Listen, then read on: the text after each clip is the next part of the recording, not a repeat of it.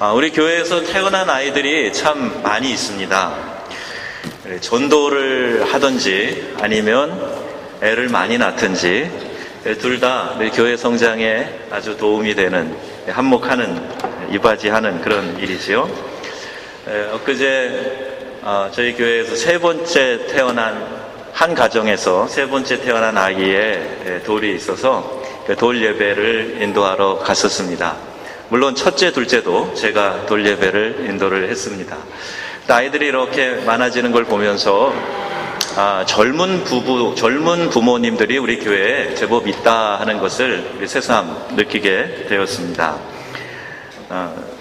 그런데 저는 항상 우리가 이제 이 어버이 주일이 되면 연세 드신 연로하신 분들을 좀 많이 생각하게 되지 않습니까? 우리 교회에도 어르신들이 많이 계시고 또 우리 각자가 가정에 어른들이 다 계셔서 어버이 주일 그러면 연세 많으신 어른들을 주로 초점을 맞추게 되고 생각을 하게 되는데, 우리 젊은 어머님 아버님, 그러니까 젊은 엄마 아빠들이 많이 있다는 생각을 하면서 오늘 이 메시지를 좀 준비하게 되었습니다. 우리가 다 부모의 역할을 감당하고 있고 또 앞으로 이제 부모의 역할을 감당하실 분들이 다 계실 텐데, 오늘 말씀에 잘 집중하셔서 그 말씀을 통해서 어떻게 어버이의 역할을 잘 해야 되는 건가, 성경은 우리에게 어떤 말씀을 해주고 있는가 하는 것을 같이 한번 생각을 해보려고 합니다. 여러분, 내 자녀가 있다는 거 얼마나 귀한 일인지 모릅니다. 그런데 부모가 되기는 쉬워도 부모 노릇하기는 어렵다, 이런 이야기를 어른들이 많이 하셨어요. 결혼해서 애를 낳고 이제 부모가 자연스럽게 됩니다. 물론 아이를 갖지 못하는 그런 가정도 있겠고 또 입양을 해서 자녀를 키우는 그런 가정도 있을 겁니다. 근데 내가 아이를 낳아서 나 닮은 그 아이를 키운다 하는 거, 이거 참 큰 축복이 아닐 수 없어요. 그러나 이 부모의 역할이 그렇게 쉽지 않습니다. 가진 것도 많아야 되고요, 또 아는 것도 많아야 되고 참을성도 많이 있어야 됩니다. 저도 새 아이를 키우면서요, 참 힘들었던 것이 개척교회 목회도 하고 새벽기도 늘 해야 되는데 아이들이 안 자는 거예요. 그럼 내 자식인데도 얘가 자야지 나도 자고 새벽에 일어날 텐데 되게 힘들었었어요. 참을성이 많이 필요했던 시기입니다. 적어도 장성에서 부모의 품을 떠나기 전까지 부모는 아주 헌신적으로 아이들을 돌보게 되지요. 조건적인 사랑 아니고 무조건적인 사랑으로 아이들을 사랑합니다. 내 모든 것을 다 퍼부어줘도 좋겠다 하는 그런 마음을 가지고 아이에게 내 자녀라는 이유만으로 사랑을 퍼부어주면서 그렇게 살아가시는 분이 바로 부모님들의 삶입니다. 가끔 그런 얘기 하죠. 너한테 들어간 비용 다 갚을 때까지 너 시집 못 간다. 그런 얘기 하는 가정이 종종 있다고 그래요. 근데 아마 그게 본심은 아닐 겁니다. 그만큼 주기 아깝다 이런 얘기도 될 수 있겠지요. 여러분, 어떻게 하면 우리가 부모의 역할을 잘 할 수 있을까요? 특별히 믿음의 가정으로서 신앙 안에서 주의 교훈과 훈계로 자녀들을 잘 양육하는 구체적인 방법이 좀 어디에 있을까 한번 생각하게 됩니다. 먼저는 우리 자녀를 좀 소중히 여겨야 됩니다. 자녀 사랑하지 않는 사람 어디 있겠습니까? 그런데 자녀를 소중히 여기는 방법도 우리가 좀 잘 알아야 되죠. 노상에서 어떤 부모가, 어떤 아버지가 자식을 좀 호되게 야단치고 손을 들어서 이렇게 때리고 하는 그 모습을 보고요, 그거 좀 너무하는 것 아니요? 아이한테 그랬습니다. 지나가는 사람이 그렇게 얘기를 했습니다. 그랬더니 그 아버지가 하는 말이, 내 자식 내 마음대로 하는데 무슨 상관이요? 그렇게 얘기를 했습니다. 성경은 말씀합니다. 에베소서 6장 4절 말씀에 아비들아 너희 자녀를 노엽게 하지 말라 하는 이 말씀이에요. 저는 처음 이 말씀을 대할 때 좀 이상했습니다. 우리가 다 유교적인 전통 안에서 이렇게 자라지 않습니까? 그러다 보면 이 말씀이 좀 뭔가 어색한 거예요. 원래는 자녀들아 내 아비를 노엽게 하지 말라, 뭐 이렇게 해야 좀 우리 문화 격식에 맞는데, 아비들아 내 자녀를 노엽게 하지 말라, 이렇게 성경이 기록하고 있기 때문입니다. 근데 여러분 아십니까? 통계적으로 보면, 많은 상담을 하는 사람들의 이야기를 들어보면 이 자녀들이 말입니다, 부모 때문에 받는 상처가 그 다른 어떤 것 때문에 받는 상처보다도 훨씬 더 크고 깊다는 거예요. 부모, 가장 가까운 사람, 내가 제일 사랑받기를 원하는 대상이 부모 아닙니까? 그런데 그 부모로부터 사랑을 기대하는데 사랑도 받지만, 일편 사랑도 받지만 큰 상처도 부모에게 받는다는 거예요. 하나님은 그걸 아시고 우리들에게 아비들아 내 자녀를 노엽게 하지 말라, 이런 말씀을 주고 계시는 겁니다. 보통은 가까운 사람들에게 상처를 받게 되지요. 그냥 지나가는 사람, 지나치는 사람, 그들에게 마음의 상처를 깊이 받았다, 이런 일 별로 없습니다. 내가 기대하고 사랑하고 관계에서 가까운 사람들, 그 사람들을 통해서 오히려 마음에 지울 수 없는 상처들을 받게 되는 것이죠. 예수님은요, 아이들을 참 사랑하셨어요. 제자들이 아이들이 예수님에게 막 다가가려고 하는 걸 막았습니다. 그랬더니 예수님께서 분하여 하셨다. 분내서 말씀하셨다. 뭐라고 하셨어요? 누구든지 이런 어린아이 하나를 실족하게 하는 자는 차라리 연자맷돌을 메고 바다에 빠지는 게 더 낫다. 그럼 연자맷돌 아시죠? 소가 이렇게 끄는 이만한 돌덩어리 아닙니까? 그거 메고 바다에 들어가는 게 차라리 낫다. 예수님이 그렇게 말씀을 하셨습니다. 그리고 이 얘기는 공간복음 3곳에 다 기록되어져 있습니다. 바이올라 웰튼이라는 사람이 쓴 책에 이런 내용이 나옵니다. 어느 주일날 뉴욕 근교의 한 가정집에 식사 초대를 받아 가서 그 집에 가서 이렇게 식사를 하고 있었습니다. 그런데 그 집에 4살도 채 되지 않은 아주 똘똘한 아이가 있더라는 거예요. 도대체 이 아이가 어떻게 이렇게 총명한가 생각하고 있었는데, 그 이유를 채 1시간도 되지 않아서 발견하게 된 겁니다. 그게 뭐냐 하면요, 아이가 성경 동화책을 하나 들고 나오더니 책을 펴서 엄마, 여기 있는 이 아저씨가 누구야? 이렇게 물었다는 거예요. 성경의 인물을 보고 여기 있는 이 아저씨가 누구야? 물었는데 어머니는 부엌에서 막 설거지를 하고 있다가 바로 손을 씻고 나와서 아이를 자기 무릎에 앉혀놓고 이 사람은, 그리고 한참을 그 사람에 대해서, 성경의 인물에 대해서 설명을 하더라는 겁니다. 그 아이의 그 질문에 엄마가 그 시시한 질문 같았지만 자세하게 그 성경 이야기를 해주고 그 아이의 질문에 성의 있게 오랜 시간 동안 대답을 해주는 모습을 보면서 이 웰튼은 그렇게 묻는 거예요. 아니, 당신 지금 이렇게 벌려놓은 일이 많고 정리할 게 많은데 그거 다 놔두고 이 아이에게 이렇게 시간을 내서 설명을 해주냐고 그랬어요. 엄마가 이렇게 대답을 합니다. 이 설거지는 제가 평생 해야 될 일이지만 이 아이의 질문은 이번에 묻고 다시는 안 물을 수도 있는 것 아닙니까? 그래서 그 아이에게 그렇게 자세히 설명해 준다는 얘기죠. 이 아이가 이렇게 총명한 이유가 바로 여기에 있었구나. 그 어머니의 관심과 사랑과 그 아이를 향해서 쏟아붓는 그 마음을 발견한 거예요. 여러분이 아는 발명의 왕 에디슨은 공부 못해서 학교에서 쫓겨난 그런 학생이었습니다. 윈스턴 처칠 아시죠? 영국의 수상은 학교에서요, 지지나라는 평을 받았습니다. 지지나. 탤런트 이름이 아니고 공부 못 따라가는 사람 평을 받았어요. 아인슈타인, 천재라고 하죠? 아인슈타인은요, 그 선생님이 이 아이가 정신박약이 아닌가 의심을 하고 장래가 없다, 이렇게까지 말을 했다 그럽니다. 그런데 이 세 사람은 세상을 밝히는 위대한 인물로 성장했습니다. 그들이 잘된 이유가 뭘까?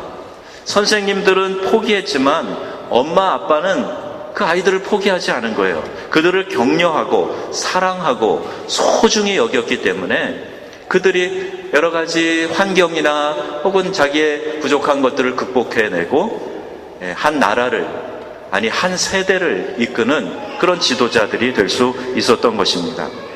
여러분, 자식을 소중히 여기는 부모는 상급을 받을 것이지만, 그러나 자식을 귀찮게 여기는, 심지어 하찮게 여기는 부모는 나중에 그 대가를 톡톡히 받게 될 것입니다. 칼 지브란이 말합니다. 너는 내 자녀를 사랑하고 돌볼 책임은 있다. 그러나 그 영혼을 소유할 권리는 없다. 잊지 말라. 내 자녀는 너를 통해 세상에 왔으나 너의 것은 아니다. 이 이야기입니다. 새로운 이야기 아니에요. 우리가 알고 있는 이야기입니다. 그러나 잘 실천하지 못하고 때로는 우리가 이것을 잊어버리고 살고 있는 거죠. 내 자식이라고 함부로 대하지 말고 사랑과 격려로 대해야 한다는 겁니다. 그래서 그들이 내 품을 떠나서 세상에 나아가게 되었을 때에 자랑스러운 인물로 성장하게 되도록 그렇게 격려하고 세워주고 키워나가야 한다는 것이죠. 또 어버이의 역할 가운데 두 번째는 부지런히 훈계하라 하는 겁니다. 오늘날 자녀를 대하는 잘못된 태도는 자녀를 경시하는 것만큼 자녀를 우상화하는 겁니다. 기죽지 말라, 그게 이유예요. 그래서 자녀를 오히려 너무 떠받들어서 이 자녀가 이게 자녀인지 내 상전인지 모르는 그런 우상화, 그런 가정이 꽤 많습니다. 가정의 대소사를 어린이 중심으로 하려고 합니다. 아이가 가정의 우상이 된 거예요. 그것이 바로 아이를 경시하는 것만큼이나 아이를 망치는 비결이라는 겁니다. 사랑을 받을 줄만 알았지 도저히 사랑을 줄 모르는 그런 이기적인 아이를 만들게 되는 겁니다. 그러면 그 자신도 결코 행복하지 않습니다. 여러분, 우리는 사랑을 받으면 무척 행복할 것 같은데 받을 줄만 알고 줄 줄 모르면 행복하지 않습니다. 성경 말씀에 주는 것이 받는 것보다 더 복되도다, 예수님께서 친히 이 말씀을 하셨다고 사도행전에 기록하고 있습니다. 그런데 이 말씀은 물질뿐만이 아니에요. 사랑도 마찬가지입니다. 사랑을 받는 것보다 내가 사랑을 베풀고 주는 것, 이것이 더 복되고 더 기쁜 일이라는 것이요. 자녀 교육은 마치 화초를 키우는 것과 같습니다. 저도 화초를 잘 키우는 편은 못 되는 것 같은데 너무 부지런해도 화초를 잘 못 키운다는 말도 있고요. 그렇습니다. 왜 그런가 그랬더니 물을 너무 많이 줘도 안 되고 물을 너무 적게 줘도 안 된대요. 너무 부지런해도 너무 게을러도 안 된다. 자녀를 키울 때에도 동일한 원리가 적용돼요. 지나친 관심과 간섭과 사랑, 그게 오히려 더 아이를 어렵게 만들 수 있다는 얘기입니다. 텍사스 휴스턴 경찰서에서 자녀를 망치는 10가지 비결, 10 Commandments를 발표를 했어요. 그게 뭔가 제가 한번 빨리 소개를 하겠습니다. 첫 번째는요, 이런 거예요. 어려서부터 아이가 갖고 싶어하는 것은 뭐든지 다 사줘라. 그러면 그 아이가 온 세상의 모든 것이 자기 것이라고 착각하고 이기적으로 살게 될 것이다. 나쁜 말을 해도 웃어라. 더욱 악한 말과 생각을 하게 될 것이다. 아무런 영적 훈련이나 교육과 훈련 시키지 말고 알아서 하도록 내버려둬라. 자립심이 없는 아이가 될 것이다. 네 번째, 잘못된 품행을 꾸짖지 말고 그냥 놔둬라. 그리하면 자동차를 훔친 후에 지역사회가 대신해서 책망할 것이다. 아이가 치우지 않은 잠자리와 옷, 신발 등 모두 정리해줘라. 자기 책임을 미루는 사람이 될 것이다. 여섯 번째, TV나 책을 마음대로 보고 읽게 놔둬라. 그 마음이 쓰레기 같이 될 것이다. 아이 앞에서 부부싸움을 자주 해라. 의지대로 관철시키는 폭군이 될 것이다. 여덟 번째, 달라고 하는 대로 용돈을 줘라. 악의 뿌리를 키워갈 것이다. 먹고 싶고 마시고 싶은 것, 좋다는 것 다 해줘라. 한 번이라도 거절당하면 낭패한 사람이 될 것이다. 마지막 10번째, 아이가 이웃이나 선생님과 대립할 때 언제나 아이 편이 되라. 사회는 아이의 적이 될 것이다. 자, 이렇게 발표를 했습니다.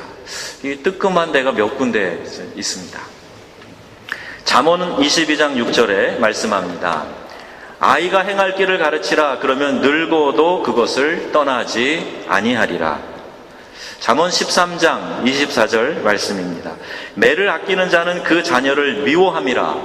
자식을 사랑하는 자는 근실이 징계하느니라. 제가 미국에서 연구교수로 잠깐 있을 때 우리 막내가 그때 12살이었습니다. 근데 어느 날 좀 잘못한 게 있어서 제가 회초리를 딱 드는데 얘가 그러는 거예요. 아빠, 여기 미국이에요. 아빠라도 때리면 경찰이 올 수 있어요. 그러는 거예요. 경찰이 잡아간다는 거예요, 아빠를. 그날 일어난 일은 여러분 상상에 맡기겠습니다.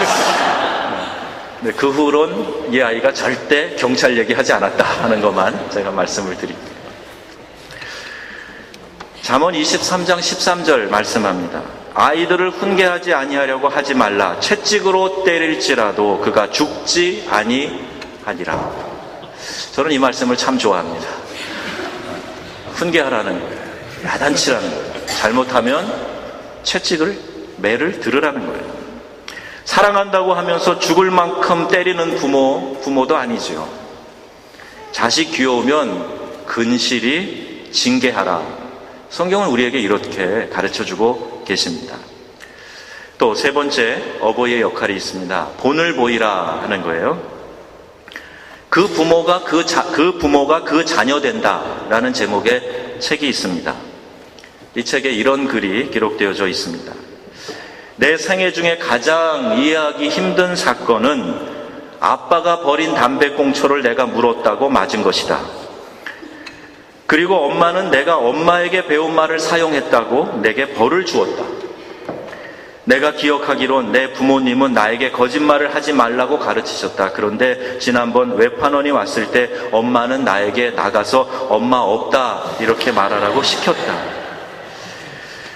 여러분, 무심코 깊이 생각 없이 저지른 우리의 행동이 아이의 뇌리에 깊이 박혀서 그들의 미래를 결정하고 있다는 것 아십니까?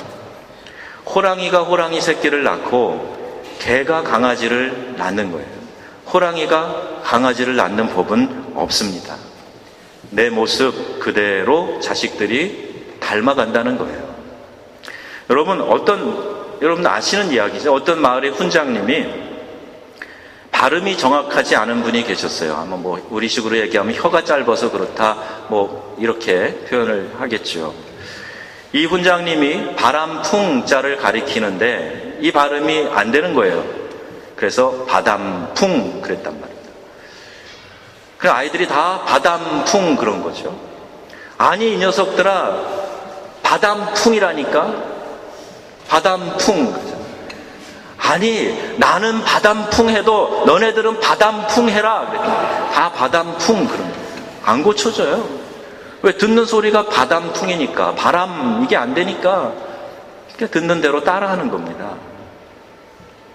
여러분 어떻게 생각하세요? 부모가 거짓말하는 것 보고 자란 아이들이 어떻게 거짓말하지 않을 수 있겠습니까? 부모가 욕하고 싸우는 것만 보고 자란 아이들이 어떻게 그들이 자기 가정을 이루었을 때 평온하게 지켜나가겠느냐 말입니다. 부모가 성경을 읽는 것을 보지 못한 아이들이 어떻게 성경 말씀을 사랑하고 읽겠습니까? 부모가 기도하는 일을 본 일이 없는 아이가, 어려울 때 찬송하고 기도하는 것을 본 일이 없는 아이가 뭘 배우고 그가 어려운 일에 봉착했을 때 어떤 모델을 따라갈 수 있겠느냐는 말입니다. 부모가 예배의 소중함에 본을 보여주지 않고 그저 예배에 빠진 아이들에게 꾸지람을 할 때 아이들은 이런 결심을 합니다. 나 장가가고 시집가면 절대 교회 안 갈 것이다. 이런 결심. 효성스러운 아이들은 부모님이 살아계시는 한 그냥 효도하려고 교회 갑니다. 그런데 돌아가시면 자기 신앙도 종을 칩니다. 목회 현장에서 종종 발견하게 되는 그런 일들입니다. 고린도전서 4장 19절 말씀합니다. 그러므로 내가 너희를 권하노니 너희는 나를 본받는 자가 되라. 우리 불어 성경엔 수아의 메지미따떠라고 되어 있어요. 여러분 이미테이션 알죠? 비슷하게 닮은 것 아닙니까? 너희는 나를 비슷하게 닮은 본받는 자가 되라. 어떻게 보면 이거 좀 지나친 자신감 아니야? 이런 생각이 들지만 저는 바울의 이 고백이 너무 부럽습니다. 여러분 만약에 부모가 되어서요 자식들이 이렇게 부모가 얘기하고 자식들이 그것을 긍정할 수만 있다면 정말 행복할 거예요. 이런 말을 할 수 있는 어머니, 아버지가 있다면 정말 인생을 아름답게 잘 사신 것일 겁니다. 아들과 딸이 커가면서 난 우리 엄마 아빠만큼 살았으면 좋겠다. 저분들의 삶이 참 아름답다. 이렇게 생각을 한다면 정말 귀한 삶이 아니겠습니까? 그 부모님은 그가 돈이 많던 유명하던 그렇지 않던 그거 상관없이 성공한 인생입니다. 그런데 아이들이 난 우리 엄마 아빠처럼 되지 않을 거야. 그렇게 살 일은 절대로 없어. 그런다면 참 비참한 거죠. 자녀들이 그 부모님의 삶을 부러워하고 닮아가고 싶어하고 하는 것 정말 귀한 일이 아닐 수 없습니다. 자녀들에게 엄마 아빠를 잘 본받아라 이렇게 얘기해주고 좋은 본을 보여줄 수 있는 부모님들 여러분 다 되시기를 주님의 이름으로 축원합니다. 네 번째 부모의 역할, 비교하지 말아라. 이것이 좋은 부모의 역할 가운데 우리가 좀 귀담아 들어야 될 이야기입니다. 비교하지 마라. 저 누구네 집 아이들을 좀 봐라. 아니, 아주 가까이에는 네 형 절반만 좀 따라가라. 뭐 이런 이야기들. 이런 비교하지 말라는 거예요. 여러분, 비교하는 여기에서 비극이 생깁니다. 어떤 비극이죠? 비교 당하는 사람을 미워하게 됩니다. 잘났어 정말. 쟤는 왜 내 이웃에 살아가지고 이러면서 비교당하는 사람 미워해요. 그것만이 아닙니다. 자기 자신도 미워합니다. 나는 왜 이렇게 못난 거야? 막 자존감이 떨어지기 시작을 하는 거죠. 여기서 그치지 않습니다. 하나님과 부모님도 미워해요. 나를 왜 이렇게 만들어서 나게 하셨습니까? 뭐 이런 거죠. 심지어는 부모님들이 자기 아이들 얼굴 생긴 것까지 탓하는 분이 있어요. 아니 자식 생긴 게 걔 책임입니까? 부모님이 그렇게 만든 거지. 자기가 만들어 놓고 왜 그렇게 생겼냐고 막 그러면 어떡하는 거예요. 근데 비교를 막 해서 괜히 원망 살 일 하지 말란 얘기죠. 옛날 어느 맹인 가수가 부른 노래 제목, 노래처럼 어머니 왜 날 이렇게 낳으셨나요? 이런 얘기 듣게 될 겁니다. 하나님께 대해서 불공평해요. 하나님이 공의로우시다고요? 선하시다고요? 긍휼이 풍성하시다고요? 못 믿겠습니다. 막 이런 삐뚤어진 마음 갖기 쉽습니다. 비교의식에 사로잡힌 사람들은 믿음을 갖기가, 깊은 신뢰를 갖기가 쉽지가 않은 거죠. 여러분의 자녀를 결코 남과 비교하지 마세요. 형제끼리도 비교하지 마세요. 그 아이를 향한 하나님의 계획을 믿고 소망 가운데 위로하고 격려하시기 바랍니다. 로마서 8장 38절에 말씀합니다. 미리 정하신 그들을 부르시고 부르신 그들을 의롭다 하시고 의롭다 하신 그들을 또한 영화롭게 하셨느니라. 하나님이 다 정하셨다는 거예요. 그리고 하나님이 그들을 의롭고 영화롭게 해주신다고 말씀합니다. 한 사람도 하나님이 의미 없이 이 세상에 보낸 사람은 없습니다. 저와 여러분 모두가 한 명 한 명이 다 하나님께서 뜻하시고 계획하시고 섭리 가운데 이 땅에 있게 하신 거예요. 오늘 하나님께서 여러분을 우리 교회에 모아주시고 함께 신앙하게 하신 것, 여러분 이유가 있다고 믿으십니까? 믿으세요? 여러분이 선택하셨어요? 내 자유지 뭐, 내 마음이지 뭐. 아니에요. 하나님이 이렇게 모아주시고 함께 공동체로 신앙하게 하신 거예요. 우리 각자에게 다 하나님이 계획을 가지고 계십니다. 대통령만, 기업의 CEO만 위대한 사람이 아니에요. 내 아이들을 통해서 하나님은 장차 이 세상 구석구석에서 그 하나님이 원하시는 위대한 일들을 이루시라고 오늘 우리를 각 가정에 보내시고 거기에서 양육받게 하고 계시는 겁니다. 그래서 여러분 자녀들에게 너 잘 될 거야. 틀림없어. 너 진짜 잘 될 거야. 이렇게 이야기를 해주셔야 돼요. 그게 믿음의 부모님의 고백입니다. 오랫동안 샤머니즘에 짓눌려 있던 우리나라는요, 저주가 너무 많아요. 욕이 너무 많아요. 자기 자식에게도요, 별욕 다 합니다. 싹시 노랗다, 나가 죽어라, 이런 얘기. 어떻게 자식에게 그런 얘기를 합니까? 자식이 객사하면 좋겠어요? 그런데 막 그런 얘기, 이 망할 놈의 자식 망하면 좋겠어요? 이건요, 기독교 신앙과 정반대되는 겁니다. 너 잘 될 거야. 하나님이 반드시 너를 축복하실 거야. 하나님이 너를 반드시 사용하시는 곳이 있어. 그렇게 축복하시기 바랍니다. 예, 좀 어색하세요? 지금 한번 해보세요. 옆에 있는 분들에게 반드시 너 잘 될 거야. 틀림없어. 너 진짜 잘 될 거야. 나보다 잘 될 거야. 그렇게 한번 해보세요. 우리 기독교의 복은 나보다 잘 되게 하는 복이에요. 나보다 잘 될 거야. 집에 가셔서 꼭 하시기 바랍니다, 부모님들. 아멘. 아멘. 자, 어버이의 역할 5번째 있습니다. 마지막 5번째, 기도하라. 기도. 자식을 위해서 기도하라는 겁니다. 부모가 자식을 위해 해줄 수 있는 것 많은 것 같지만 결정적인 순간에는요, 할 일이 없어요. 제 아내가 애를 낳을 때 보니까요, 그 분만실에 장모님이 따라 들어가시는 것 같았는데, 그 들어가기 전에 막 되게 안타까워 하시는데, 아무리 사랑하는 자녀가 애를 낳지만 대신 애 낳아줄 수 있습니까? 없어요. 안타깝지만 내 자녀들이 들어가서 시험장에서 자기가 시험 봐야 돼요. 대신 해줄 수 없습니다. 입영소에 군대 보내느라고 입영소에 집어넣으면서 아빠가 대신 가서 훈련 대신 해줄 수 없습니다. 본인이 가서 하는 거예요. 결국 마지막에는 그 고통스러운 순간에는 홀로 그 문제를 해결해야 됩니다.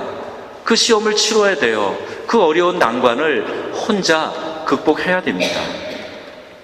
그래서 우리가 부모로서 해줄 수 있는 최고의 좋은 일이 있다면 그거는 내 자녀를 하나님의 손에 위탁하는 거예요. 내 아이가 하나님의 손에 든든히 붙들릴 수 있도록 해주는 거예요. 그거 이상이 없습니다. 그거 이상 부모가 해줄 수 있는 게 없습니다. 전능하신 하나님의 손이 내 자녀를 붙들고 있다 하는 것, 그것을 자녀가 알고 믿음 안에서 든든하게 생각하고 두려워하지 않는 것, 이것이 부모가 자녀에게 해줄 수 있는 최고의 선물입니다. 비록 나는 이 땅을 떠나도 하나님께서 저들을 영원히 돌보시고 인도하실 것이다 하는 걸 믿고 기도하는 거예요. 위대한 부모는 기도하는 사람들이었습니다. 아브라함과 이삭과 야곱, 다윗, 성경의 인물들이 다 기도하는 사람들이었어요. 우리 교회사의 역사 가운데 보면 영국의 웨슬레 형제를 키워낸, 요한 웨슬레와 찰스 웨슬레를 키워낸, 또 많은 아들들을 훌륭하게 키워낸 그 수산나 어머님, 그의 기도가 위대한 기도였죠. 한때는 방황하고 그렇게 했던 어거스틴이 성자로 부름을 받고 그가 그렇게 변화되기까지 어머니 모니카의 기도는 우리 교회사의 아주 유명한 기도 아닙니까? 제가 튀니지에 갔을 때 그 어머니가 어거스틴을 로마로 보내놓고 기도했던 시프리안 그 성전터에 앉아갖고 제가 같이 느낌을 느껴보려고 했던, 앉아서 기도했던 기억이 납니다. 그 어머니의 위대한 기도가 있었어요. 여러분, 이제라도 늦지 않았습니다. 결심하고 시작하세요. 신앙으로, 믿음으로 내 자녀를 키워야 되겠다. 그 결단을 하세요. 그 기도로 주님께 내 사랑하는 자녀를 맡기셔야 됩니다. 내가 좀 충고해주고 좀 인생의 지혜를 알려주고 그거 가지고 안 돼요. 아이들이 힘들어할 때 좀 위로해주고 내가 경제적인 여유가 좀 있어서 도와주고 그걸로 안 됩니다. 하나님의 손에 붙들릴 수 있도록 해야 되죠. 기도하는 자녀는 망하지 않습니다. 내가 기도로 키우는 자녀는 절대 망하지 않습니다. 여러분, 이 확신이 있으시기를 축원합니다. 메가더가 아들을 위해서 했던 유명한 기도가 있습니다. 여러분, 이 기도를 부모님 되시는 분들은 좀 자주 하시면 좋겠어요. 내용이 참 좋습니다. 내게 이런 자녀를 주옵소서. 약할 때에 자기를 돌아볼 줄 아는 여유와 두려울 때 자신을 잃지 않는 대담성을 가지고 정직한 패배에 부끄러워하지 않고 태어나며 승리에 겸손하고 온유한 자녀를 내게 주옵소서. 생각할 때 고집하지 않게 하시고 주를 알고 자신을 아는 것이 지식의 기초임을 아는 자녀를 내게 허락하옵소서. 원하옵나니 그를 평탄하고 안이한 길로 인도하지 마시옵고 고난과 도전에 직면하여 분투항거할 줄 알도록 인도하여 주옵소서. 그리하여 폭풍우 속에선 용감하게 싸울 줄 알고 패자를 관용할 줄 알도록 가르쳐 주옵소서. 그 마음이 깨끗한 그 목표가 높은 자녀를, 남을 정복하려고 하기 전에 먼저 자신을 다스릴 줄 아는 자녀를, 장래를 바라봄과 동시에 지난 날을 잊지 않는 자녀를 내게 주옵소서. 이런 것들을 허락하신 다음 이에 대하여 내 아들에게 유머를 알게 하시고 생을 엄숙하게 살아감과 동시에 생을 즐길 줄 알게 하옵소서. 자기 자신에게 지나치게 집착하지 말게 하시고 겸허한 마음을 갖게 하시어 참된 위대성은 소박함에 있음을 알게 하시고 참된 지혜는 열린 마음에 있으며 참된 힘은 온유함에 있음을 명심하게 하옵소서. 그리하여 나 아버지는 어느 날 내 인생을 헛되이 살지 않았노라고 고백할 수 있도록 도와 주옵소서. 이런 기도입니다. 여러분, 자녀 되셨습니까? 자녀이십니까? 그러면 여러분 부모님에게 효를 다하세요. 이것이 하나님께서 우리에게 주신 귀한 명령입니다. 또 부모 되셨습니까? 그러면 하나님께서 맡겨주신 자녀들을 주님의 교훈과 훈계로 잘 양육하는 그런 믿음의 가정을 만들어 가시기를 주 예수님의 이름으로 축복합니다. 아멘. 기도하겠습니다. 우리 주신 말씀 생각하시면서 우리가 자녀이든 부모이든 또 언젠가는 우리가 또 부모가 될 텐데 주님, 믿음의 가정을 만들게 하여 주옵소서. 주의 교훈과 훈계로 잘 양육하여서 하나님이 기뻐하시길, 하나님의 손에 붙들리는 그런 귀한 자녀들을 만들게 하여 주옵소서. 그런 가정 되게 하여 주옵소서. 우리 같이 기도하겠습니다. 참 좋으신 하나님, 오늘 이 말씀을 저희 마음에 담기를 원합니다. 좋은 부모가 되기 위해서, 믿음의 좋은 부모가 되기 위해서 우리가 오늘 생각하는